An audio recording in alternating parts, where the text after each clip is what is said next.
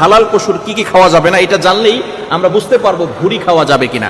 Number one, এক নম্বর হচ্ছে দামে মাসফুহ, প্রবাহিতমান যে রক্ত আছে এই রক্তটা খাওয়া যাবে না।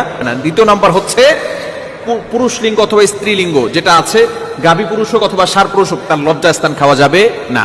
এরপরে তিন নম্বর হচ্ছে অন্ডকোষ খাওয়া যাবে না। এরপরে হচ্ছে মূত্রথলি, এটা খাওয়া যাবে না। এরপরে হচ্ছে পিত্তথলি, এটা খাওয়া যাবে না, যেটা তিতা যে জিনিসটা, এটা খাওয়া যাবে না। নবীজি সাল্লাল্লাহু আলাইহি ওয়াসাল্লাম এই ধরনের কিছু জিনিসের কথা নিষেধ করে দিয়েছেন, এগুলো খাওয়া যাবে না। তবে ভুঁড়ি খাওয়া যাবে, এতে কোনো সমস্যা নাই।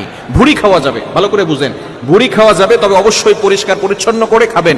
নবীজি সাল্লাল্লাহু আলাইহি ওয়াসাল্লাম জানিয়ে দিয়েছে পবিত্রতা হচ্ছে ঈমানের অঙ্গ, যেহেতু এটার ভিতরে ময়লা থাকে, আবর্জনা থাকে, এখান থেকে অবশ্যই পরিষ্কার পরিচ্ছন্ন করে তারপর আমাদেরকে খেতে হবে।